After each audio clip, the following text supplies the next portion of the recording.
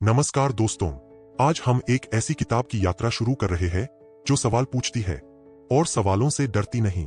इस किताब का नाम है गुलामगिरी और इसके लेखक है महात्मा ज्योतिबा फुले।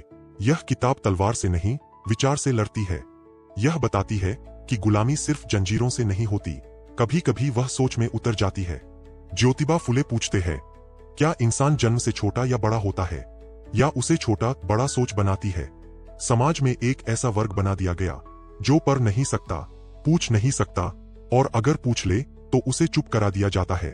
फुले कहते हैं, जब किसी को यह सिखा दिया जाए कि तुम्हारा दुख तुम्हारा कर्म है, तो वही सबसे बड़ी गुलामी है।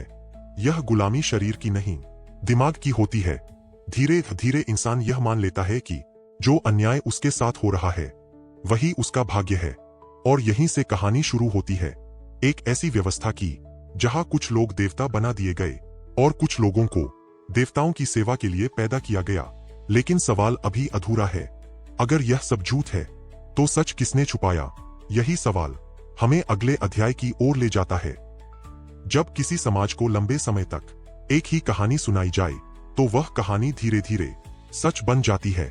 ज्योतिबा फुले कहते हैं, लोगों को जंजीरों से नहीं, कथाओं से बांधा गया।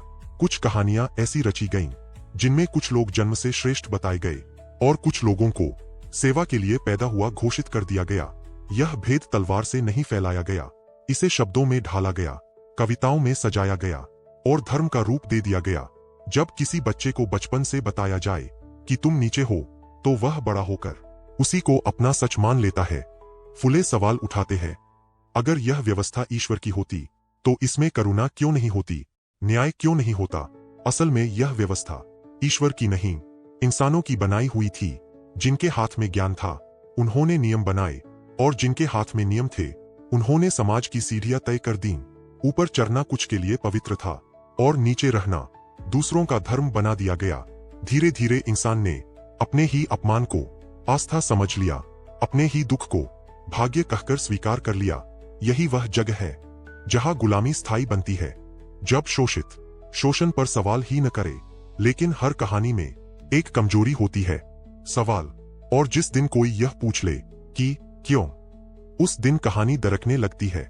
यहीं से समाज के भीतर एक हलचल जन्म लेती है जो चुपचाप फैलती है और सोच को बदलने लगती है। कभी कभी सबसे मजबूत कैदखाना पत्थर का नहीं होता, वह इंसान के मन में बनता है। जब किसी को यह सिखा दिया जाए कि तुम्हारी हालत बदली नहीं जा सकती, तो वह कोशिश करना भी छोड़ देता है। ज्योतिबा फुले मानते थे, असल गुलामी तब शुरू होती है जब इंसान खुद को छोटा मान ले। समाज ने कुछ लोगों को आदेश देना सिखाया और कुछ को आदेश मानना। धीरे धीरे यह भूमिका स्वभाव बन गई। आदेश देना अहंकार और सहना संस्कार कहलाने लगा। मन को इस तरह तैयार किया गया कि अन्याय सहना धर्म लगे और विरोध करना अधर्म। फुले कहते हैं, जिस दिन इंसान अपने दुख पर सवाल उठाता है उसी दिन जंजीर ढीली पड़ने लगती है। लेकिन सवाल करना आसान नहीं। डर सिखाया गया था, डर ईश्वर का, डर समाज का, डर अकेले पड़ जाने का।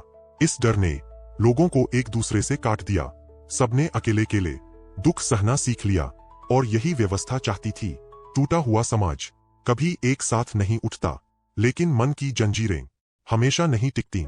जब किसी को यह एहसास हो जाए कि उसका दर्द निजी नहीं, सामूहिक है, तो चुप्पी टूटती है। यहीं से एक नई चेतना जन्म लेती है जो बिना शोर किए सोच को बदलने लगती है। जब समाज में किसी को सबसे पहले चुप कराया गया तो वह स्त्री थी। ज्योतिबा फुले समझते थे, जिस समाज में स्त्री दबाई जाती है वह समाज कभी जाग नहीं सकता।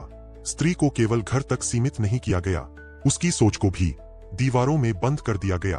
उसे बताया गया, तुम्हारा धर्म सहना है, तुम्हारी सुंदरता चुप रहना है। फुले पूछते हैं, अगर स्त्री जीवन देती है तो उसे जीवन से दूर क्यों रखा गया? शिक्षा से उसे अलग रखा गया, निर्णय से उसे दूर किया गया, और फिर कहा गया तुम कमजोर हो। यह कमजोरी प्रकृति की नहीं थी, यह व्यवस्था की देन थी। जब स्त्री अज्ञानी रखी जाती है तो पूरी पीढ़ी अंधेरे में पलती है। इसलिए स्त्री की गुलामी सबसे गहरी और सबसे खतरनाक थी। फुले ने यह समझा कि अगर समाज को बदलना है तो शुरुआत यहीं से करनी होगी। स्त्री के हाथ में जब किताब आती है तो केवल अक्षर नहीं खुलते, पूरा भविष्य बदलता है। इसीलिए स्त्री की शिक्षा सिर्फ एक सुधार नहीं, एक क्रांति थी। और जब यह क्रांति धीरे धीरे चलने लगी तो समाज के पुराने स्तंभ कांपने लगे, क्योंकि जिस दिन सबसे दबा हुआ वर्ग खड़ा हो जाए, उस दिन पूरी व्यवस्था खुद से सवाल करने लगती है। जब कोई सवाल उठता है तो उसे दबाने के लिए अक्सर एक ही शब्द सामने आता है, धर्म। ज्योतिबा फुले साफ कहते हैं, धर्म अगर इंसान को इंसान से दूर करे तो वह ईश्वर का नहीं, व्यवस्था का हथियार बन जाता है। लोगों को सिखाया गया कि जो सहता है वही पुण्यवान है और जो सवाल करता है वही दोषी। इस तरह अन्याय को आस्था का रंग दे दिया गया, भूख तपस्या बन गई, अपमान संस्कार कहलाने लगा। फुले पूछते हैं, अगर ईश्वर न्याय प्रिय है तो फिर अन्याय के पक्ष में इतने नियम क्यों? असल में नियम ईश्वर को बचाने के लिए नहीं थे, वे सत्ता को बचाने के लिए थे। धर्म को इतना जटिल बना दिया गया कि आम इंसान उसे समझ ही न सके, और जो समझ न सके वह मान ले, यही उसकी सीमा है। जब किसी को यह यकीन दिला दिया जाए कि तुम्हारा स्थान तय है, तो वह उससे बाहर झांकने की कोशिश भी नहीं करता। फुले मानते थे, सच्चा धर्म वह है जो इंसान को डर से मुक्त करे, न कि उसे झुकाए। धर्म का असली काम आत्मा को ऊंचा उठाना है, लेकिन यहाँ उसे बोझ बना दिया गया। और जब धर्म प्रश्नों से डरने लगे तो समझ लेना चाहिए कि कहीं न कहीं सच दबाया जा रहा है। यही से एक नई समझ जन्म लेती है कि ईश्वर को पाने का रास्ता आंखें बंद करने से नहीं, सोच खोलने से निकलता है। और यह सोच चुपचाप समाज की नींव हिलाने लगती है। किसी भी समाज में सबसे खतरनाक चीज एक विचार होता है, बराबरी का विचार। ज्योतिबा फुले कहते हैं, बराबरी सत्ता को नहीं, अन्याय को डराती है। जब इंसान यह समझ ले कि उसकी पीड़ा किसी एक की नहीं, सामूहिक है, तो वह खुद को अकेला नहीं मानता। बराबरी का अर्थ सिर्फ एक साथ बैठना नहीं, एक साथ सोचना है। यह विचार धीरे धीरे फैलता है, बिना शोर के, बिना नारे के। जो समाज कल तक सीरियों में बंटा हुआ था, वह पहली बार एक ही जमीन पर खड़ा होने लगता है। फुले मानते थे, असली क्रांति हिंसा से नहीं आती, वह चेतना से जन्म लेती है। जब शोषित यह समझ ले कि उसकी मेहनत के बिना व्यवस्था चल ही नहीं सकती, तो डर का संतुलन बदल जाता है। बराबरी का विचार किसी को छोटा नहीं करता, वह सिर्फ झूठी ऊंचाई गिरा देता है। और इसलिए इस विचार का विरोध सबसे ज्यादा होता है। लेकिन विचारों की खासियत यही है, एक बार जन्म ले तो उन्हें मिटाया नहीं जा सकता। वे एक मन से दूसरे मन में यात्रा करते हैं और धीरे धीरे पूरा माहौल बदल देते हैं। यहीं से समाज अपने आप से एक नया सवाल पूछने लगता है, क्या इंसान की पहचान उसके जन्म से होनी चाहिए या उसके कर्म से? और यही सवाल भविष्य की दिशा तय करता है। जब अंधेरा बहुत गहरा हो तो एक छोटी सी लौ भी रास्ता दिखा देती है। ज्योतिबा फुले के लिए यह लौ थी शिक्षा। शिक्षा केवल अक्षर पहचानना नहीं, यह खुद को पहचानने की प्रक्रिया है। जब इंसान पढ़ना सीखता है तो वह सिर्फ किताब नहीं खोलता, वह अपने भीतर बंद दरवाजे खोलता है। शिक्षा ने पहली बार लोगों को यह सोचने की ताकत दी कि जो बताया गया है वह जरूरी नहीं कि सच ही हो। फुले मानते थे, ज्ञान सवाल पैदा करता है और सवाल डर को कमजोर कर देते हैं। इसीलिए शिक्षा से सबसे ज्यादा डराया गया, क्योंकि पढ़ा लिखा इंसान आदेश नहीं मानता, वह कारण पूछता है। जब समाज के आखिरी पायदान पर खड़ा व्यक्ति किताब उठाता है तो पूरी व्यवस्था असहज हो जाती है। शिक्षा ने लोगों को एक दूसरे से जोड़ा, दुख अब व्यक्तिगत नहीं रहा, वह साझा अनुभव बन गया। और जहां साझा समझ पैदा होती है वहां चुप्पी ज्यादा देर नहीं टिकती। यह मशाल एक हाथ से दूसरे हाथ में जाती रही, बिना शोर किए, बिना इजाजत लिए। और धीरे धीरे समाज यह महसूस करने लगा कि बदलाव किसी चमत्कार से नहीं, जागी हुई सोच से आता है। यहीं से एक नई सुबह की संभावना आकार लेने लगती है, ऐसी सुबह जहां इंसान को इंसान की तरह देखा। जब इंसान जागता है तो सबसे पहले उसे अकेलापन महसूस होता है, क्योंकि सच बोलने वाला अक्सर भीड़ से अलग खड़ा होता है। ज्योतिबा फुले जानते थे, विरोध केवल आवाज नहीं, यह साहस की परीक्षा है। जो अब तक चुप था, जब वह बोलता है तो उसे समझाया जाता है, डराया जाता है और कभी कभी हंसाया भी जाता है। समाज बदलाव से नहीं डरता, वह बदलने वालों से डरता है। विरोध करने वाले को परंपरा का दुश्मन कहा जाता है, संस्कृति के खिलाफ बताया जाता है। लेकिन फुले मानते थे, जो परंपरा अन्याय सिखाए उसे तोड़ना पाप नहीं, जरूरत है। विरोध का मतलब हिंसा नहीं होता, कभी कभी शांत खड़े रहना सबसे बड़ा विरोध होता है। जब कोई व्यक्ति अपमान स्वीकार करने से मना कर देता है, तो वह पूरी व्यवस्था को चुनौती दे देता है। यह साहस संक्रामक होता है। एक की हिम्मत दूसरे को हिम्मत देती है, और धीरे धीरे जो आवाज अकेली लगती थी, वह एक स्वर में बदल जाती है। यही से समाज के भीतर एक नई पहचान जन्म लेती है, डरी हुई नहीं, सच के साथ खड़ी हुई। और यही पहचान भविष्य की नींव बनती है, जहां इंसान झुकने के लिए नहीं, खड़े होने के लिए पैदा होता है।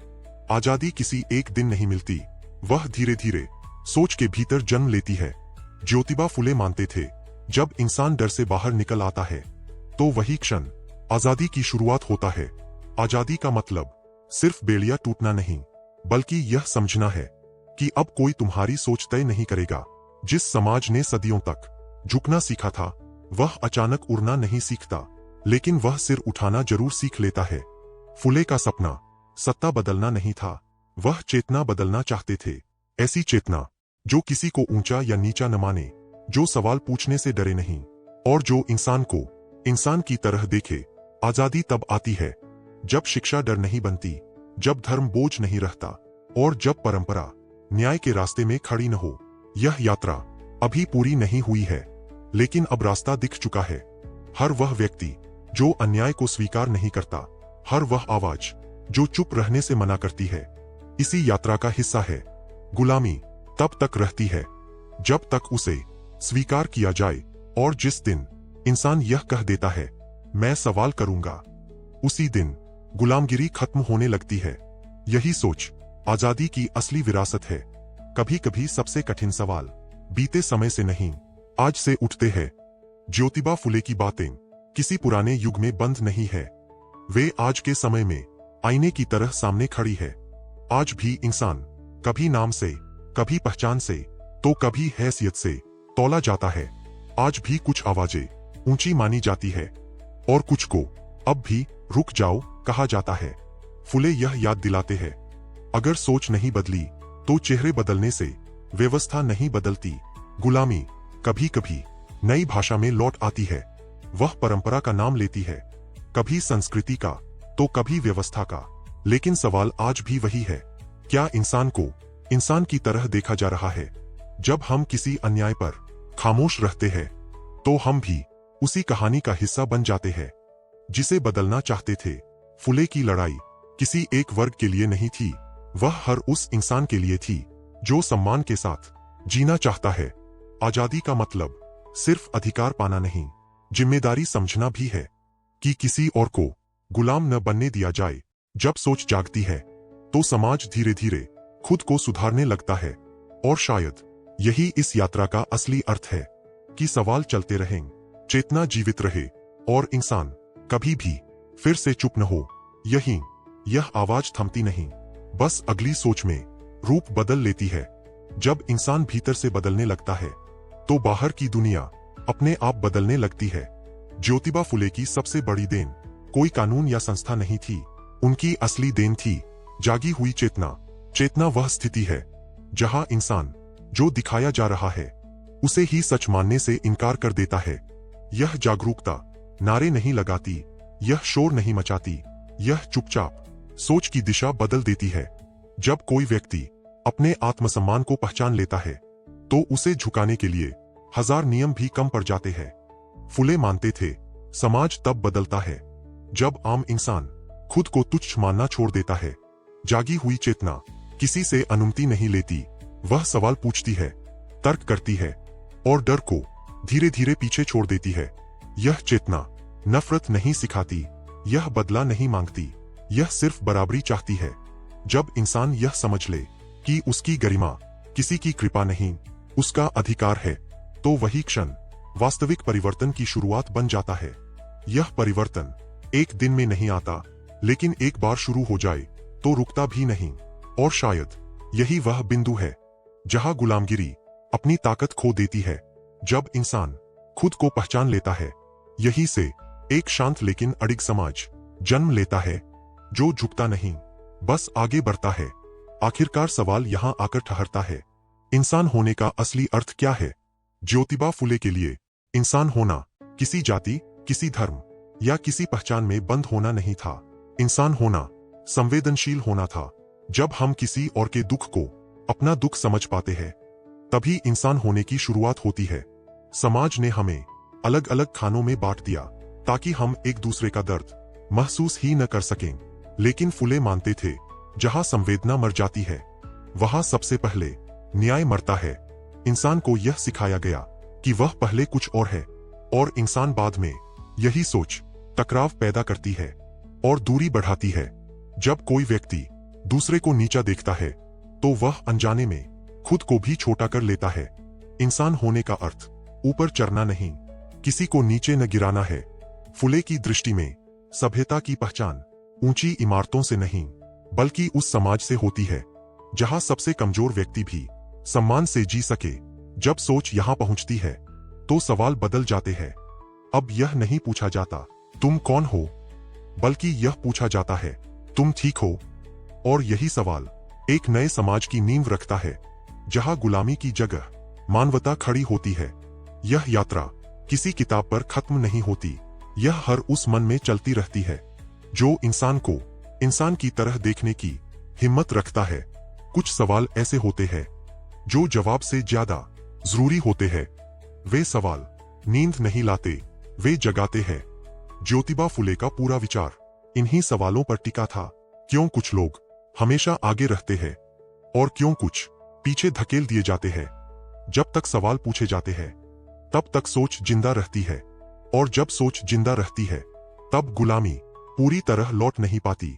व्यवस्था चाहती है कि इंसान आदत में जिए, बिना सोचे, बिना पूछे, लेकिन सवाल आदत को तोड़ देते हैं। जब कोई व्यक्ति यह पूछता है कि यह नियम किसके लिए है, तो वह सिर्फ नियम नहीं, नियत को भी कटघरे में खड़ा कर देता है। फुले मानते थे, सवाल करना अराजकता नहीं है, यह जिम्मेदारी है। जो समाज सवालों से डरता है, वह सच्चाई से भी डरता है। सवाल धीरे धीरे संवाद में बदलते हैं, और संवाद समझ में, यही से टकराव की जगह परिवर्तन जन्म लेता है। यह परिवर्तन शोर नहीं करता, लेकिन असर छोड़ता है। और शायद सबसे बड़ी आजादी यही है कि इंसान चुप रहने के बजाय पूछना चुने, क्योंकि जिस दिन सवाल खत्म हो जाते हैं, उसी दिन गुलामी फिर से रास्ता ढूंढ लेती है। इसलिए सवालों को जिंदा रखना ही सबसे बड़ी विरासत है। एक ऐसी विरासत जो इंसान को झुकने नहीं देती, बस सोचने पर मजबूर करती है। कभी कभी इंसान कुछ नहीं कहता, लेकिन यही कुछ नहीं कहना सबसे बड़ा फैसला बन जाता है। ज्योतिबा फुले समझते थे, चुप्पी हमेशा मजबूरी नहीं होती, अक्सर वह सिखाई जाती है। लोगों को बताया गया कि चुप रहना समझदारी है और बोलना मुसीबत। धीरे धीरे यह समझदारी आदत बन गई। जब अन्याय रोज दिखे और फिर भी आंखें झुकी रहें, तो व्यवस्था मजबूत होती है। फुले कहते हैं, अन्याय करने वाला इतना ताकतवर नहीं होता जितना उसे सहने वाला समझ लिया जाता है। चुप्पी सवालों को अंदर ही अंदर मार देती है, और जब सवाल मर जाते हैं, तो इंसान खुद से दूर हो जाता है। समाज ने यह भी सिखाया कि यह तुम्हारा मामला नहीं है। यही वाक्य हर बदलाव का सबसे बड़ा दुश्मन है। लेकिन जिस दिन कोई यह मानने से इनकार कर देता है कि दूसरे का दुख उसका नहीं है, उसी दिन चुप्पी टूटने लगती है। फुले की सोच में खामोशी कोई गुण नहीं थी, गुण था सच के साथ खड़ा होना, चाहे आवाज कांपे ही क्यों न। जब इंसान चुप रहने का चुनाव छोड़ देता है, तो वह अकेला नहीं रहता, उसके साथ अनगिनत अनकही आवाजें खड़ी हो जाती है। और यहीं से समाज को यह एहसास होता है कि चुप्पी सबसे सुरक्षित रास्ता नहीं, सबसे लंबी गुलामी भी हो सकती है। इसलिए कभी कभी सबसे साहसी काम बस इतना होता है, न चुप रहना।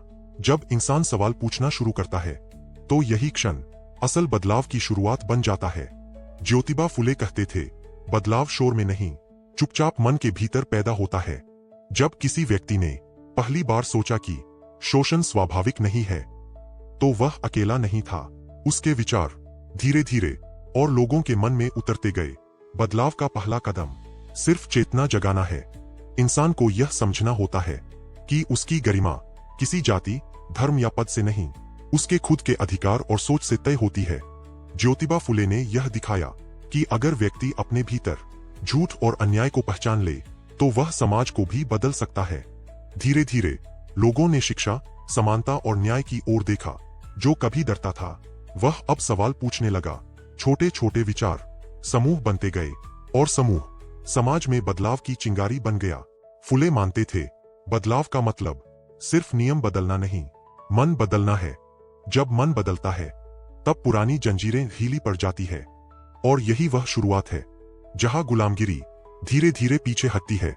ज्योतिबा फुले ने हमें यह सिखाया, गुलामी केवल जंजीरों की नहीं होती, वह सोच की भी हो सकती है। और यही सोच जब बदल जाती है तो इंसान खुद अपनी आजादी पा लेता है। हमारे जीवन में बदलाव तभी आता है जब हम सवाल पूछते हैं, जब हम दूसरों के दर्द को समझते हैं और जब हम चुप नहीं रहते। असली आजादी सिर्फ अधिकारों में नहीं, विचारों में है। जब आप अपने मन की आवाज सुनते हैं तो कोई भी शक्ति आपको दबा नहीं सकती। इसलिए दोस्तों, यदि आपको यह यात्रा पसंद आई, यदि यह सोच आपको छू पाई, तो लाइक, शेयर और सब्सक्राइब करना मत भूलिए। क्योंकि जैसे फुले ने कहा, विचार फैलते हैं, सवाल बढ़ते हैं और यही आवाजें समाज बदलती है। आपकी एक छोटी कोशिश किसी के भीतर जागी हुई चेतना पैदा कर सकती है और यही हमारी असली जीत है। धन्यवाद दोस्तों, और याद रखिए, सवाल पूछते रहिए, सोचते रहिए और बदलते रहिए।